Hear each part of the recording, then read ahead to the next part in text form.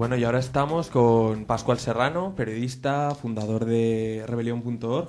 Hola, Pascual. Hola, ¿qué tal? Hola. Bueno, pues la primera pregunta que te queríamos hacer es si existe la neutralidad. ¿Perdón? Si existe la neutralidad en lo que se refiere a comunicación política, periodismo. Bueno, es un mito que habitualmente se suele decir el primer mes en la Facultad de Comunicación y del que suelen alardear muchos los medios comerciales, su culto a la neutralidad, a la objetividad, a la imparcialidad, a la virginidad, pero yo creo que no existe la neutralidad, ¿no? Es decir, no existe y además yo creo que no debemos de reivindicarla. Creo que hay que tener principios, hay que tener valores, que pues, no se puede hacer un periodismo que se sitúe equidistante de todas las opciones. Entonces creo que no hay que reivindicarla y que encima los que más dicen que la reivindican y que son neutrales probablemente son los menos neutrales, pero son los que lo quieren disimular, ¿no? Creo que la verdad no está en el punto medio entre dos posiciones. La verdad está donde tenga que estar, ¿no? Pero entre una versión y otra el punto medio no es la verdad, ¿no? Y entre unos que bombardean y otros bombardeados, el periodismo no puede decir que hay dos versiones, ¿no? Tiene que decir que hay unas víctimas y que hay unos verdugos, ¿no? Del mismo modo que en el Holocausto, en la Segunda Guerra Mundial, no se dice que, según unas versiones, hubo un genocidio contra los judíos y según otras versiones hubo un intento de mejorar la raza aria en Alemania. Evidentemente nadie dice eso, ¿verdad? Eso sería lo neutral entonces. Evidentemente ni se dice ni se debe decir. Entonces, programas como el de Ana Pastor, que se llama además El Objetivo, ¿no son neutros? No son, pero lo que pasa es que quieren alardear de eso. Ocurre lo siguiente, es decir, la gente no quiere de alguna manera que le convenzan, existe una gran desconfianza y entonces hacia todo lo que se presuma que hay un intento de comerte el coco, bien político, bien ideológico, bien religioso, bien comercial, pues evidentemente el ciudadano tiene muchas suspicacias y mucha desconfianza. Entonces los medios lo que tienen que recurrir es a evitar ese discurso y decir, no se preocupe, nosotros le vamos a dar la información pura, aséptica, neutral, no se preocupe, lo nuestro va a ser objetivo.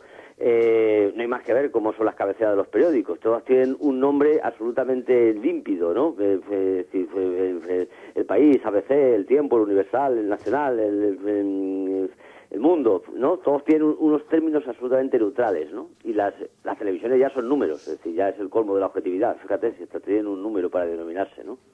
Es decir, ellos quieren jugar a eso porque saben que es el mejor mecanismo para seducir, ¿no? Es decir, si uno dijeran, este es el periódico que a usted le queremos hacer rojo, que a usted le queremos hacer derechas, o que a usted le queremos hacer católico, o a usted le queremos hacer ateo, pues probablemente la gente no los atendería, ¿no? Entonces es mejor hacer esa opción.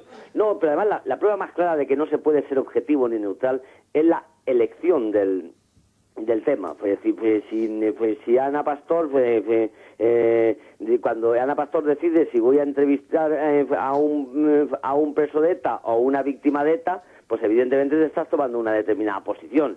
Y si estás decidiendo si vas a entrevistar al ministro del gobierno o vas a entrevistar al anarquista que puso la bomba en Zaragoza, pues estás tomando una determinada posición, ¿no? Es decir, ya la selección de la noticia es la prueba más evidente de que no se puede ser neutral. Bueno, has hablado de los medios de comunicación, digamos, dependientes de grupos económicos más fuertes, más grandes y tal. Entonces, ¿esto también lo aplicarías a los medios de comunicación comunitarios o que surgen desde abajo? ¿Que es inevitable que hagan también propaganda política? Vamos a diferenciar la no neutralidad de la propaganda política, ¿no? Sí. O del panfleto. Es decir, yo estoy reivindicando de un periodismo con principios y con valores. Uh-huh. El mercado, los grandes grupos de comunicación tienen un funcionamiento netamente al servicio de un modelo económico, ideológico, neoliberal, ¿no? Primero porque es donde se desenvuelven, es con el que ganan dinero, pues en el que sus accionistas sobreviven, es el que participa en su publicidad, es decir, ese es y se dicen neutrales, y yo digo que no lo son.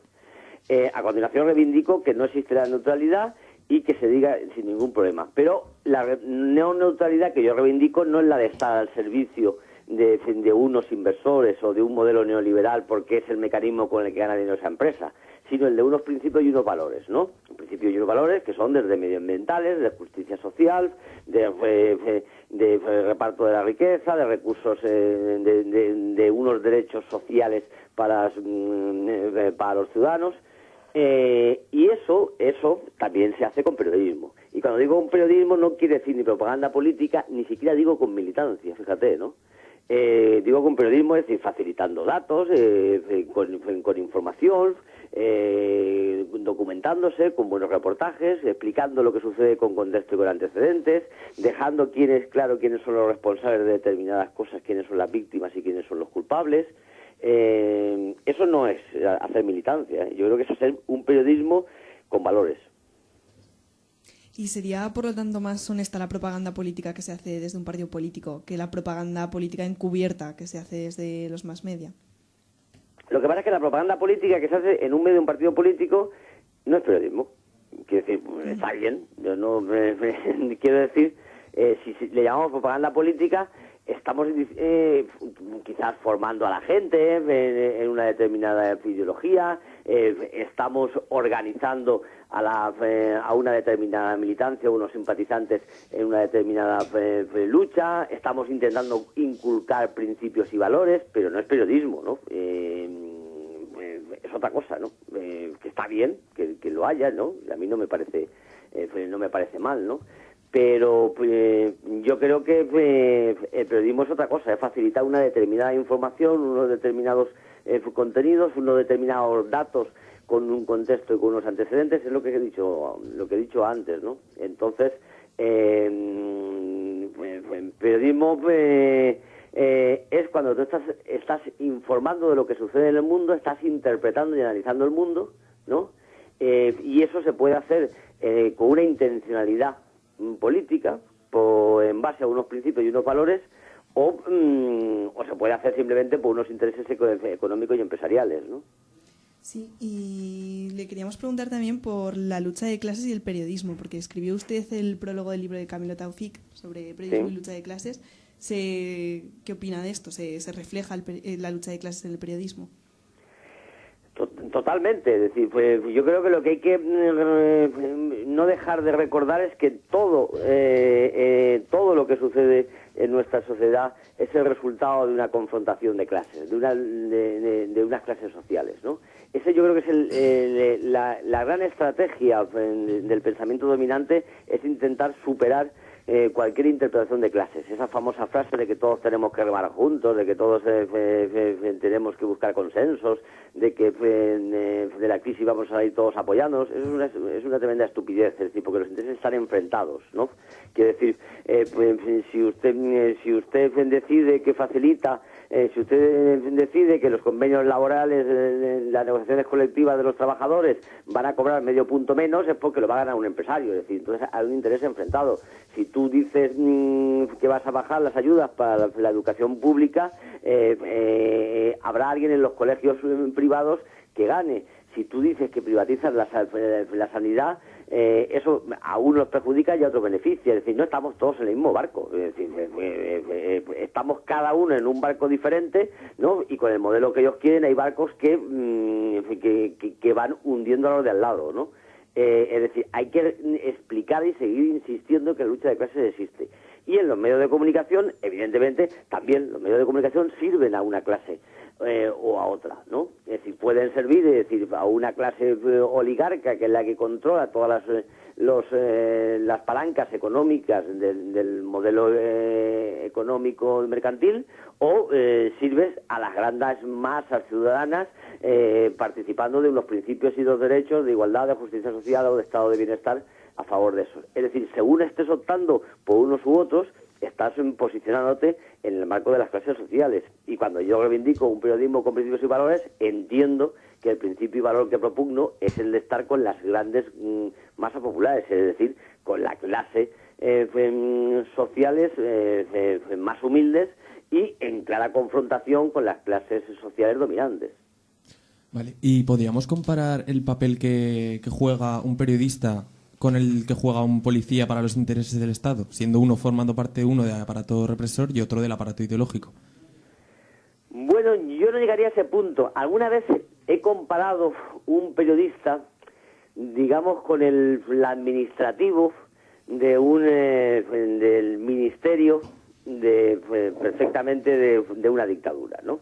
Es decir, el administrativo de un ministerio de una dictadura es un señor, pues, evidentemente, que no forma parte del aparato, aparentemente del aparato represor, pero también es verdad que sí que forma parte de la trama, y también es verdad que desde su trabajo no puede enfrentar al sistema. Es decir, el conserje del Ayuntamiento de Madrid durante la dictadura de Franco formaba parte del sistema represor de la dictadura. Pues por un lado sí, porque forma parte del aparato del Estado de una dictadura. Por otra parte no, porque el hombre al fin y al cabo lo único que hace es abrir y cerrar la puerta cuando pasa el alcalde, ¿no? Y también es verdad que el hombre, desde su papel ahí, poco puede hacer para combatir la dictadura. Es decir, ese sería un poquito el papel, la situación en la que vive el periodista. Es decir, está incapacitado en gran medida para subvertir el sistema desde su trabajo, ¿no? Podemos luego hablar de cómo lo puede hacer a otros niveles. Pero no es el responsable máximo, porque no deja de ser más que una herramienta más, es decir, una pieza más del sistema, y tampoco le podemos pedir, yo creo, que se tire al monte, que lo deje todo y que haga un medio comunitario, porque todos sabemos que ni va a ayudar a cambiar el modelo y tampoco va a ser y se va a arruinar la vida. Hombre, hay que exigirle un determinado nivel de decencia y de dignidad. Creo que el caso de Canon Law es un ejemplo de una discusión, yo creo que muy enriquecedora, ¿no? De hasta qué punto todos estos que ahora se están manifestando en defensa de la televisión pública y denunciando lo que manipularon, hubieran seguido callados si nunca se hubiera planteado el cierre de la televisión. Bueno, pues Pascual Serrano, muchas gracias por atendernos esta noche. A vosotros, un saludo. Gracias, un saludo.